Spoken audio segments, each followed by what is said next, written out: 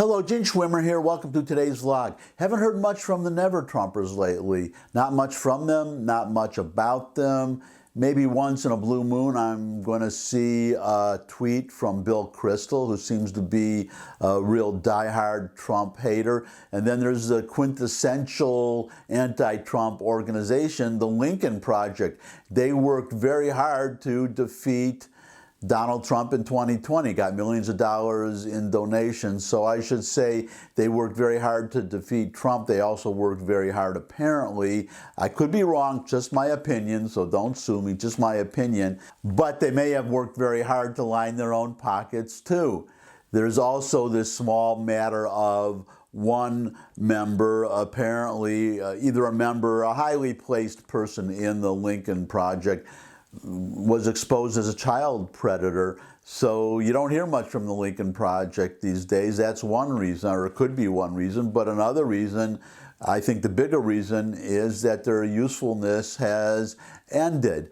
The left has no more use for them, so they have nothing to do with them anymore. It's like any traitor is a strong word, but I'm going to use that word very lightly because it's happened in the past where somebody in, say, one country will work with another, with a traitor in some other country, a traitor to that country, to win a war, and then after that war, the power writes off the traitor. I guess a perfect example would be Benedict Arnold. Benedict Arnold was a traitor to us, but he died penniless in England. He had to flee to England, but he was not rewarded for his treason.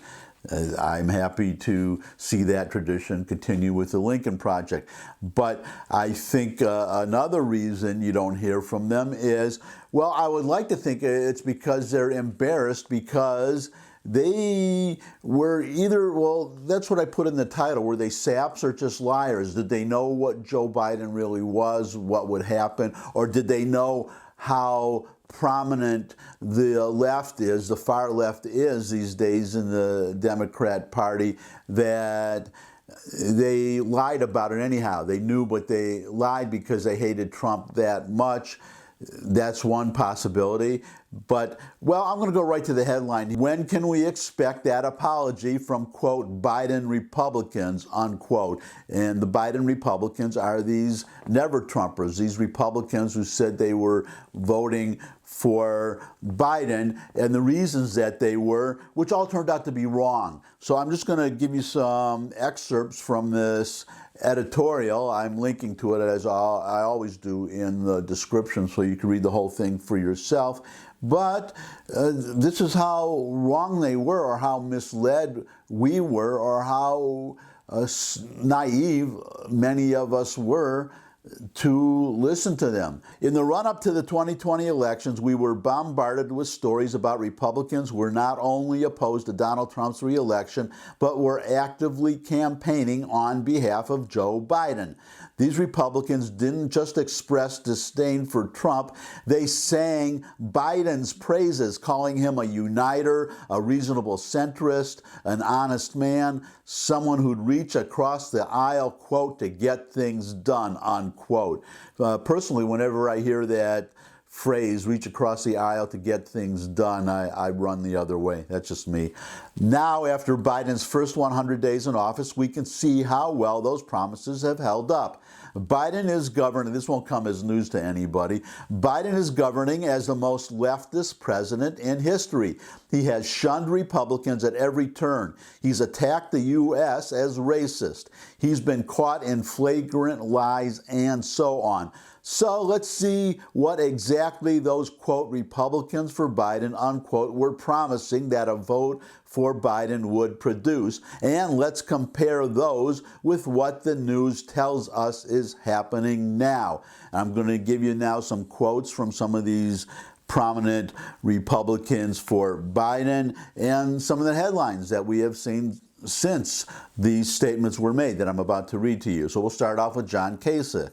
John Kasich, he was U.S. representative for a number of terms, and then he was the governor of Ohio. So here's what he had to say. Quote, I'm sure there are Republicans and independents who couldn't imagine crossing over to support a Democrat.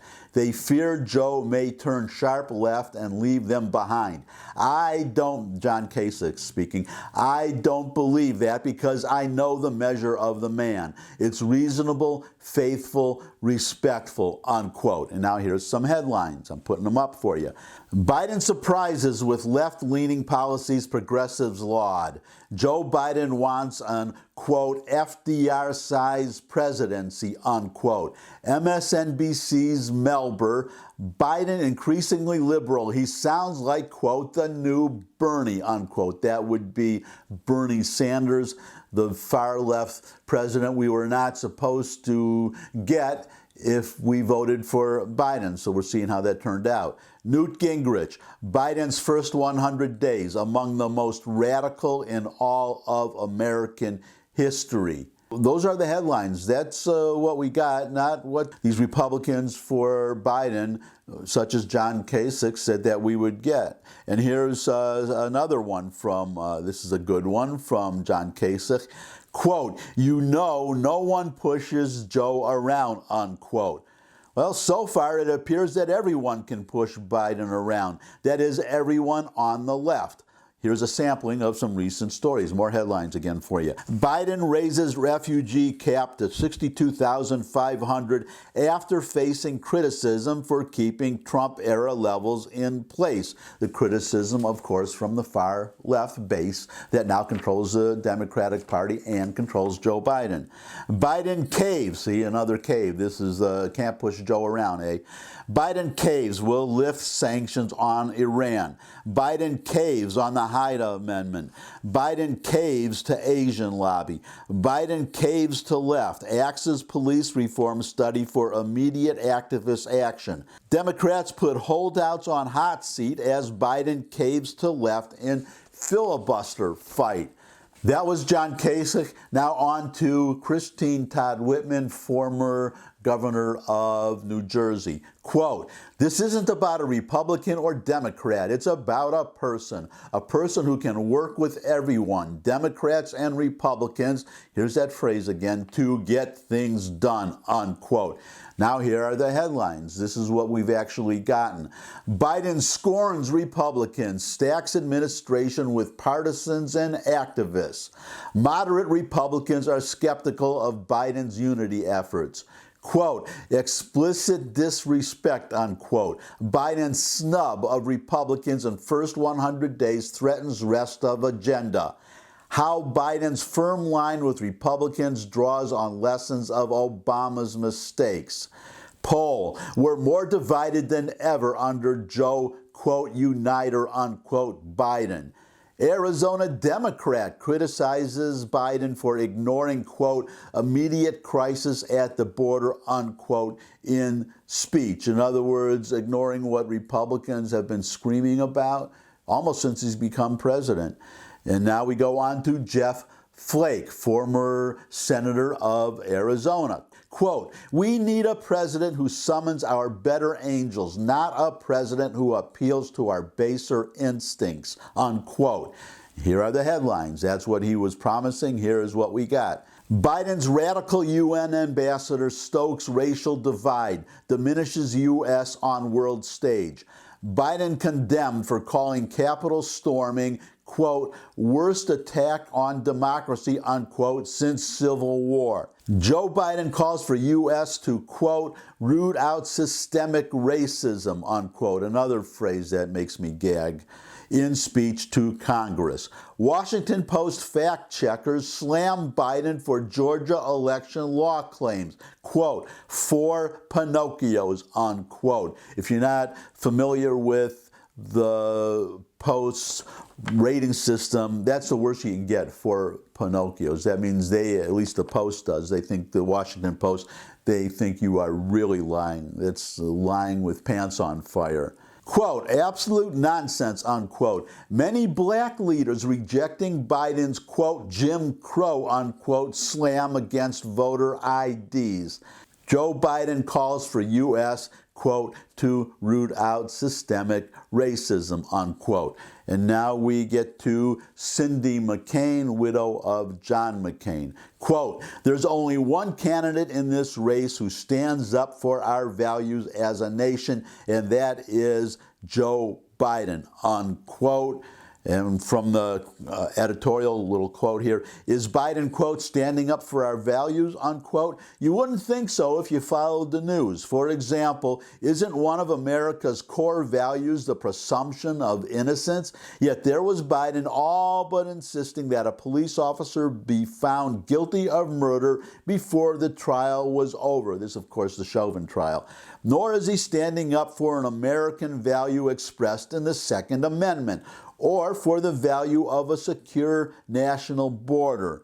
And here are some headlines. Biden ignores Chauvin trial judge's admonishment about jury intimidation and tampering from politicians such as Joe Biden. President Biden says he's, quote, praying, unquote, that jurors convict Derek Chauvin. So much for innocent until proven guilty. Deeply irresponsible, Biden blasted for weighing in ahead of Chauvin verdict.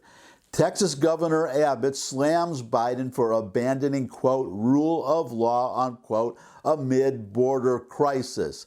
Multiple governors stand up to Joe Biden's attack on Second Amendment. And finally, quoting from the end of this editorial, saying exactly what I was going to say or ask, so might as well quote them, right?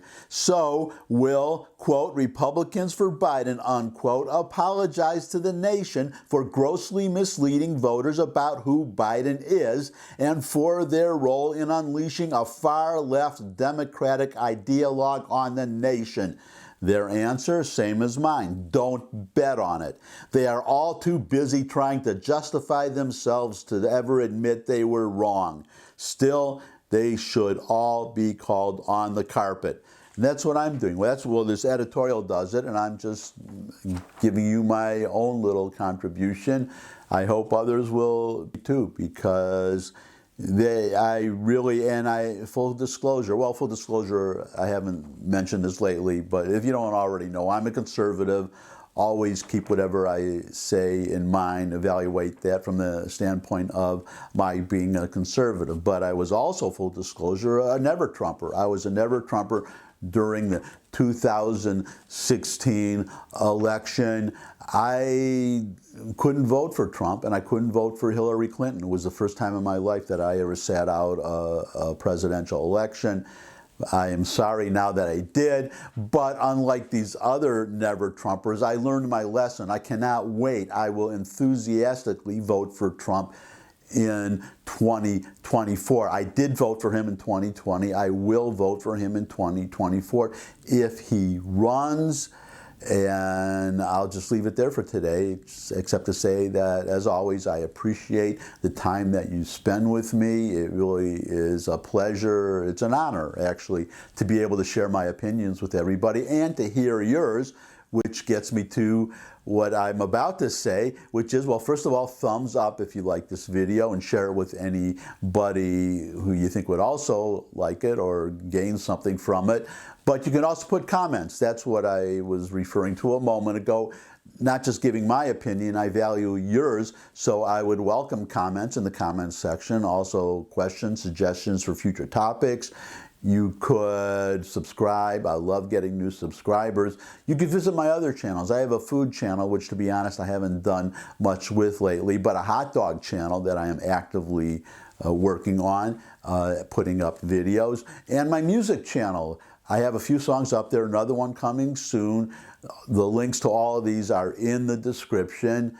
And then you can just come back and see me again. I would love to see all of you again. I look forward to seeing all of you again.